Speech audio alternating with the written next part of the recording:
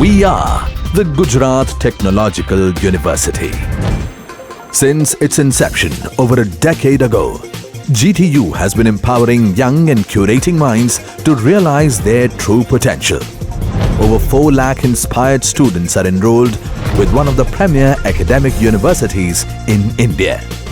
With more than 450 affiliated colleges in its fold operating across 5 zones of the state, GTU, the International Innovative University, your place to move forward.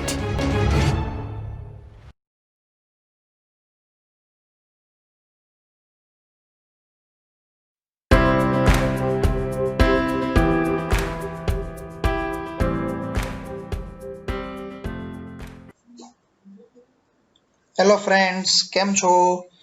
હું જનક મારું ફરીથી એક વખત Atmiya institute of technology and science for diploma studies તરફથી diploma semester number 2 ના વિદ્યાર્થીઓ માટે chapter number 5 ACP ના chapter number 5 pre processor directives ના વિડિયોઝ લઈને આવ્યો છું. મિત્રો, જો આ ચેપ્ટરની વાત કરીએ તો આ ચેપ્ટર છે એ જીટીયુ ની અંદર 7 થી 8 માર્કમાં પૂછાય છે.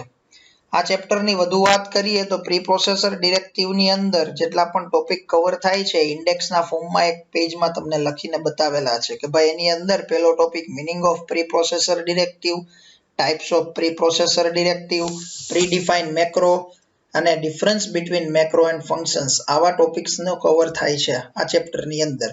તો મિત્રો, 1 બાય 1 બધા વિડીયોની અંદર આપણે એક એક ટોપિકની ચર્ચા કરવાની છે, ડિસ્કસ કરવાના છે. તો પહેલો ટોપિક છે meaning of pre processor directive.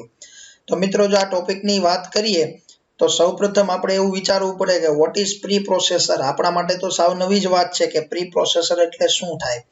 તો પહેલા પોઈન્ટની અંદર હવે એવું લખેલું છે to process source code before it pass to compiler is the basic job of pre processor. આમાં ઘણા બધા શબ્દો આપણા માટે નવા છે. પહેલો વાત કરીએ શબ્દ તો સોર્સ કોડની વાત કરેલી છે, બીજો શબ્દ છે કમ્પાઇલર અને ત્રીજો શબ્દ છે પ્રી પ્રોસેસર. તો આ ત્રણેય શબ્દોને વ્યવસ્થિત રીતે સમજીએ તો સોર્સ કોડ એટલે એવો કોડ કે જે યુઝર એ પોતે લખી અને ઇન્સ્ટ્રક્શનના ફોર્મમાં કમ્પાઇલરને આપે છે. કમ્પાઇલર એમાંથી ઓબ્જેક્ટ કોડ ક્રિએટ કરે છે અને આ ઓબ્જેક્ટ કોડ છે એક્ઝિક્યુટ થાય છે. તો જે મિત્રો આપણે પ્રોગ્રામ લખીએ છીએ એ પ્રોગ્રામ છે એ આપણા માટે સોર્સ કોડ છે. એ સોર્સ કોડ આપણને ખ્યાલ છે alter F9 control F9 turbo C ની અંદર આપણે કરીએ છીએ. તો આ સોર્સ કોડમાંથી અલ્ટર F9 જ્યારે આપણે કરીએ છીએ ત્યારે કમ્પાઇલર છે એ ઓબ્જેક્ટ કોડ ક્રિએટ કરે છે. કહેતા કે સોર્સ કોડ જે લેંગ્વેજમાં લખેલો હોય, આપણો કોડ છે એ હાઈ લેવલ લેંગ્વેજમાં ABCD ના ફોર્મમાં લખેલો હોય છે. આ કોડને કમ્પાઇલર એ ઓબ્જેક્ટ કોડની અંદર ક્રિએટ કરે છે અને આ ક્રિએટ થયેલો કોડ છે ફરીથી એક્ઝિક્યુટ થાય છે. ત્રીજો શબ્દ છે આપણા માટે પ્રી પ્રોસેસર. પ્રી પ્રોસેસરનું તો આખું યુનિટ છે મિત્રો. તો પ્રી પ્રોસેસરને શબ્દને છૂટા પાડશો તો પ્રી અને પ્રોસેસર. પ્રોસેસર એટલે અહીં આપણે એવું સમજી શકાય કે કમ્પાઇલર જેવું કંઈક કહેવા માંગે છે. કમ્પાઇલર જ્યારે પણ કાંઈ કામ કરે છે, કહેતા કે સોર્સ કોડમાં જે કંઈ પણ એક્ઝિક્યુશન કરે છે, એક્ઝિક્યુશન કરે એની પહેલા પ્રી પ્રોસેસર જે પ્રોસેસ કરે છે ઈ કોનું કામ છે? પ્રી પ્રોસેસરનું કામ છે. મિત્રો, આ ફિગરની અંદર આપણને એવો ખ્યાલ પડશે કે એક પ્રોગ્રામ છે hello.c નામનો. નીચેનો પહેલા પોઈન્ટ વાંચી લઈએ. The pre processor gets the source code as a input. એનો મતલબ એવો થાય કે પ્રી પ્રોસેસરને સોર્સ કોડ ઇનપુટ તરીકે મળે છે. ક્યાંથી મળે તો કે ભાઈ યુઝર આપે છે. શું નામ છે ફાઇલનું? hello.c નામની ફાઇલ છે. યુઝર છે એ પ્રી પ્રોસેસરને ઇનપુટ તરીકે આપે છે. હવે પ્રી પ્રોસેસર છે એ આ ઇનપુટ ફાઇલને એક્સપાન્ડેડ ઇન્ટરમીડિયેટ સોર્સ કોડમાં કન્વર્ટ કરે છે અને આ કન્વર્ટ થયેલી ફાઇલ એનું નામ શું રાખ્યું છે? tmpxq.i. આ ફાઇલ છે એની અંદર પ્રી પ્રોસેસરે કંઈક પ્રોસેસ કરેલી હશે. કહેતા કે સોર્સ કોડને કંઈક એક્સપાન્ડેડ ઇન્ટરમીડિયેટ સોર્સ કોડમાં કન્વર્ટ કરેલો છે. આ કન્વર્ટ થઈ જાય પછી એ કોડ છે એ કમ્પાઇલેશન કરવા માટે કમ્પાઇલરને આપવામાં આવે છે.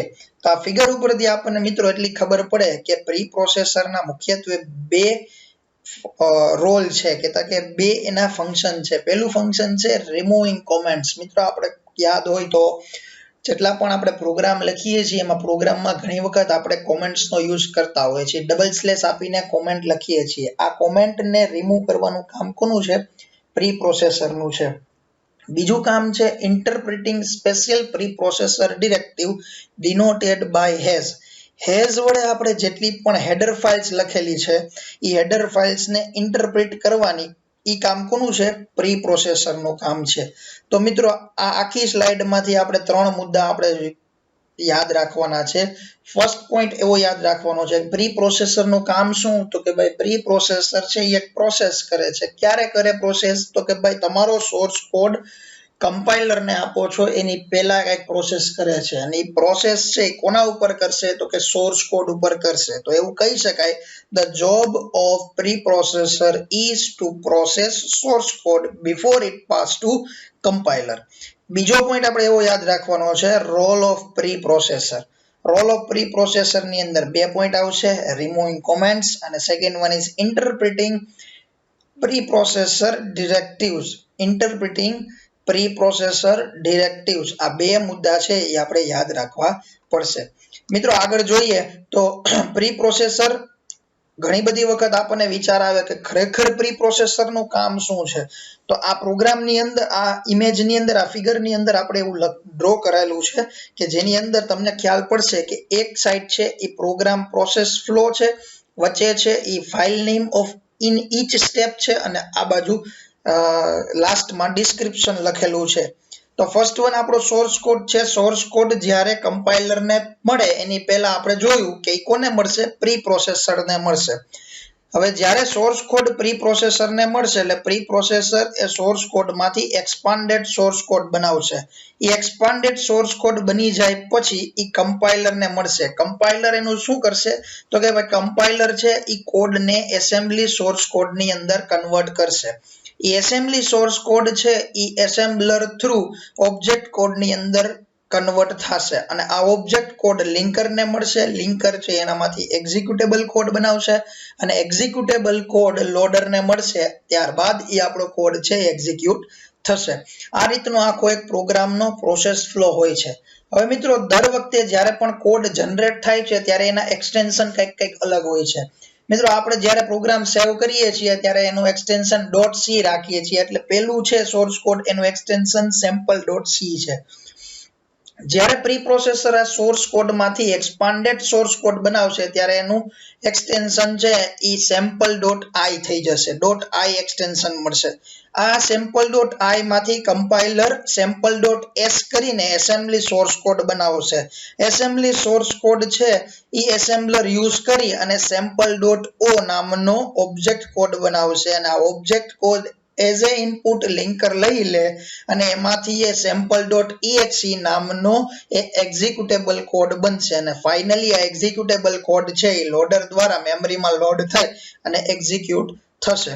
મિત્રો જ્યારે પણ આ ક્વેશ્ચન પૂછાય છે આ ક્વેશ્ચનની અંદર તમને એવું પૂછાઈ શકે કે write a process flow program process flow in compiler. Write a program process flow in compiler. ત્યારે મિત્રો તમારે આ ફિગર આખી ડ્રો કરવી પડશે.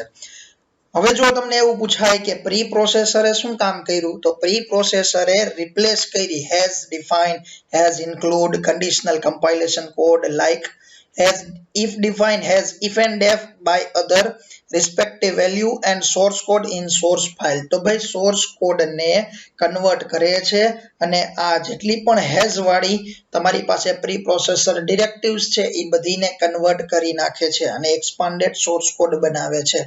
તો મિત્રો આ એક્સપાન્ડેડ સોર્સ કોડ માંથી કમ્પાઇલર શું કામ કરશે? તો compiler compiles expanded source code to assembly source code. આ એક્સપાન્ડેડ સોર્સ કોડ ને એસેમ્બલી કોડની અંદર કન્વર્ટ કરશે. એસેમ્બલર શું કરશે? તો એસેમ્બલર છે એ એસેમ્બલી સોર્સ કોડ ને ઓબ્જેક્ટ કોડની અંદર કન્વર્ટ કરશે. ઓબ્જેક્ટ કોડમાં કન્વર્ટ થયેલો કોડ એ ઇનપુટ તરીકે લિંકર લેશે અને લિંકર શું કામ કરશે?